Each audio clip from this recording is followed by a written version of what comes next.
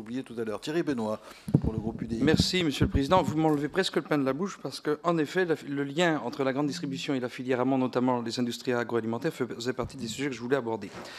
Moi, je vais concentrer mon regard et mon propos sur Monsieur le Président de la Fédération des commerces et des grands commerces et distributeurs, Monsieur Cressel, et Monsieur Michel-Édouard Leclerc, parce que vous êtes tous les deux au barycentre du sujet dont on discute aujourd'hui, c'est-à-dire la guerre des prix. Alors, il ne faut pas que les autres intervenants qui ont accepté de participer à cette table ronde prennent ombrage, mais j'allais dire à M. Cressel et M. Leclerc, puisque pour une fois qu'on vous tient, même si vous répondez régulièrement aux sollicitations de l'Assemblée nationale. Et M. Cressel, nous avons eu l'occasion de nous friter en privé et parfois en commission, mais en tout bien, tout honneur. Moi, je voudrais évoquer devant vous ce que je considère comme un problème en France, du point de vue du commerce, le fait de n'avoir que 5 centrales d'achat qui font la mise en rayon des produits alimentaires, pour ne parler que des produits alimentaires, et qui sont à l'aval des filières agricoles. Je trouve que ça vous met depuis quelques dizaines d'années en situation de dominance. Vous êtes en quelque sorte les puissants, et vous posez des exigences à vos partenaires. Je les appelle vos partenaires. Les fournisseurs amont, industrie agroalimentaire, coopératives, agriculteurs. Et cette situation de dominance, à titre personnel, pose des difficultés. Et je pense que nous avons là un sujet auquel nous devrions nous attaquer, le fait de n'avoir que 5 grandes centrales d'achat en France. Deuxième point tourne autour du droit de la concurrence. Et j'aurais souhaité que vous puissiez me dire l'un et l'autre ce que vous pensez que l'on peut mettre en œuvre en matière de co-construction pour travailler à plus de transparence dans le secteur d'activité qui est le vôtre et une meilleure répartition des marges et des prix entre l'amont et l'aval. Le troisième point tourne autour du crédit d'impôt compétitivité emploi. Vous êtes des commerçants. Alors, un est indépendant. Alors, j'ai un peu d'affection pour vous, Monsieur Leclerc, parce que vous êtes breton. Nous sommes l'un et l'autre bretons. Vous, de la pointe du Finistère, et moi, des Marches de Bretagne. Mais j'ai été vexé, pour ne pas dire fâché, lorsque je vous ai écrit il y a 2 ou 3 ans, lorsque Bruno Le Maire était ministre de l'Agriculture, nous vous avons interpellé pour vous sensibiliser au label viande de porc français, VPF. Et vous avez été l'un des seuls à ne pas, à titre personnel, me répondre, et j'ai trouvé que la solidarité bretonne là n'avait pas joué, parce que c'est un sujet important, le VPF et le soutien aux filières, et j'ai déploré le fait que vous ne répondiez pas. CICE, on dit dans les chaumières, mais vous serez plus précis que moi, que vous êtes éligible, la grande distribution d'une manière générale, à peu près à 2 milliards d'euros, crédit d'impôt compétitivité emploi. Dans votre secteur d'activité, je distingue 2 volets, le volet commerce de la grande distribution et le volet industrie, parce que vous avez des outils industriels, ce qui n'est pas forcément une mauvaise chose.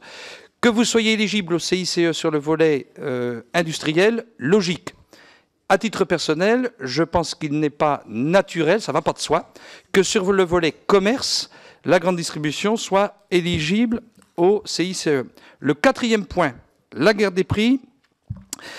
Monsieur Leclerc, vous nous avez expliqué finalement comment, eh bien, moi, vous savez, c'est la crise, les plus démunis, je suis très attentif au pouvoir d'achat des plus démunis, ce que je comprends, mais je décrypte quelque part l'habileté du personnage en termes de communication. En clair, vous expliquez aux plus pauvres de nos concitoyens, comme vous n'êtes pas riche, je vais vous apprendre à vivre avec pas beaucoup d'argent. Moi, j'aimerais qu'en France, on fasse l'inverse, mais c'est pas votre boulot, vous allez me dire. Mais parce que vous n'êtes pas riche, on va essayer de vous élever un petit peu et on va vous aider à acheter des produits avec une plus forte valeur ajoutée, meilleure qualité et compagnie. Et je voudrais là, sur la guerre des prix, insister sur le rôle en tant que commerçant que vous êtes l'un et l'autre, ou représentant des commerçants, sur le rôle éducatif que vous avez vis-à-vis des consommateurs, puisque maintenant, vous êtes vraiment en France en situation de dominance. Vous avez un rôle donc éducatif sur le bien manger, sur le bien se nourrir, sur le bien consommer, et je trouve qu'en effet, à force d'expliquer que notamment, j'insiste sur les produits alimentaires, que les yaourts, la viande, tout ça, ça ne vaut pas grand-chose, ça peut se vendre à pas cher, eh bien, on déstructure, on dévalorise l'amont, les efforts qui sont fournis pour produire des produits de qualité. On déstructure la filière agroalimentaire et l'industrie, notamment qui travaille sur la sécurité sanitaire alimentaire, sur la qualité des produits. Tout ça, ça dézingue une filière et c'est un message qui est pour moi très contre-productif pour le consommateur. Et là, j'insiste sur le rôle éducatif. Ensuite, le devoir éthique. Moi, je considère que vous avez l'un et l'autre un devoir éthique. et je ne vais pas parler de vos fournisseurs, je vais parler de vos partenaires, un devoir éthique vis-à-vis de vos partenaires. Et j'ai apprécié, Monsieur Cressel, votre propos, là, vos 3 points. Là. Le code de bonne conduite, je trouve ça intéressant. Votre intervention sur la publicité, sur les comparateurs, pourquoi pas, et travailler sur la trajectoire de moyen-long terme. J'ai trouvé ça très intéressant. Le statut breton ne donne pas un temps de parole supplémentaire. Hein, c'est pas...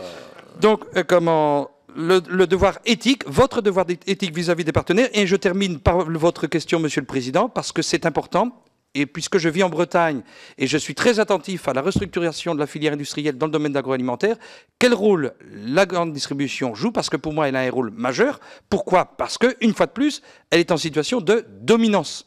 Donc, elle doit être responsable sur la restructuration des filières agroalimentaires, notamment pour ce qui concerne les produits laitiers et les viandes diverses, bovins, porcs et autres. Merci, Monsieur le